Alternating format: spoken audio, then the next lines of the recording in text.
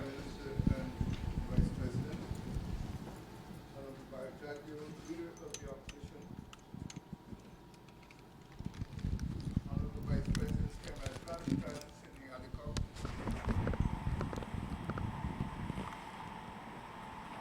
Ministers of the Government, Honorable Alison Roxanne George, Chief Justice, His Excellency Ambassador Pupu de Paula, Dean of the Diplomatic Corps, Honorable Justice Claudette Singh, Chairman of the Elections Commission, Commissioners of the Election Commission,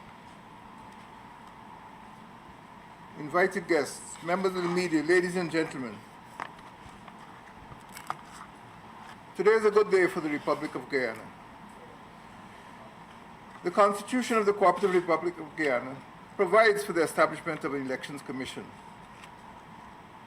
As you heard, it states that there shall be an Elections Commission for Guyana consisting of a chairman who shall be a full-time chairman and shall not engage in any other form of employment, and such other members as may be appointed in accordance with the provisions of this article.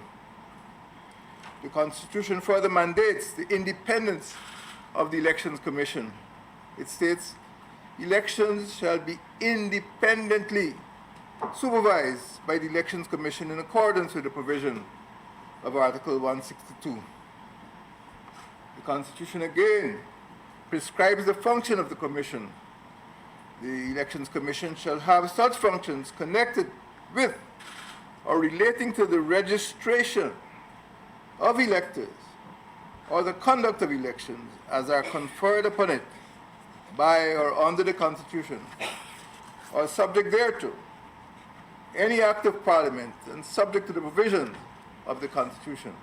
The Commission shall exercise general direction and supervision over the registration of electors and the administrative conduct of all elections of members of the National Assembly, and shall issue such instruction and take such action as appear to it necessary or expedient to ensure impartiality, fairness, and compliance with the provisions of this Constitution or of any act of Parliament on the part of persons exercising powers or performing duties connected with or relating to the aforesaid matters.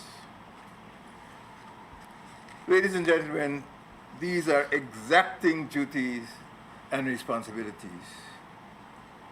Free, fair, credible, and timely elections are essential elements of a democratic state. The Elections Commission is not a plaything.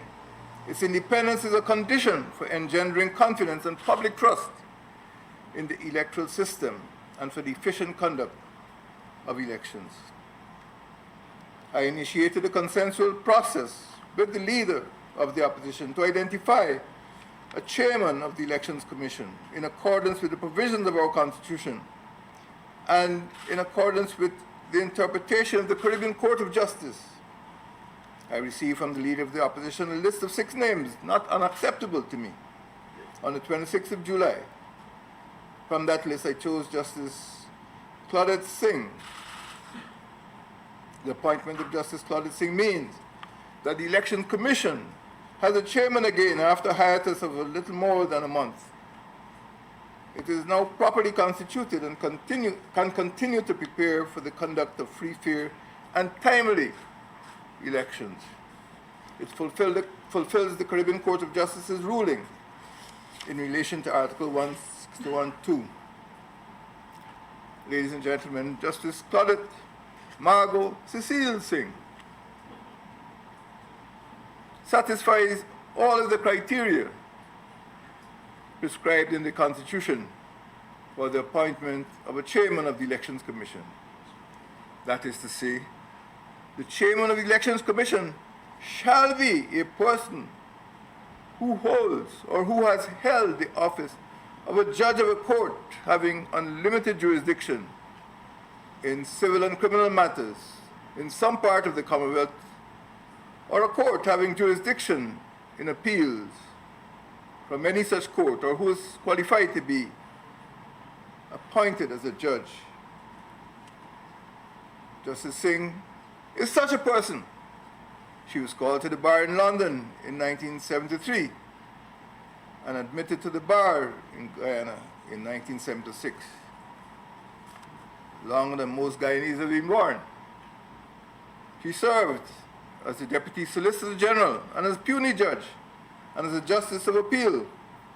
She led the way in modernization of the Justice Reform Project during her tenure at the Attorney General's chambers. Justice Singh brings years of legal experience as a jurist and as a practitioner of the law to her appointment. She is respected widely for her integrity, impartiality, and her independence.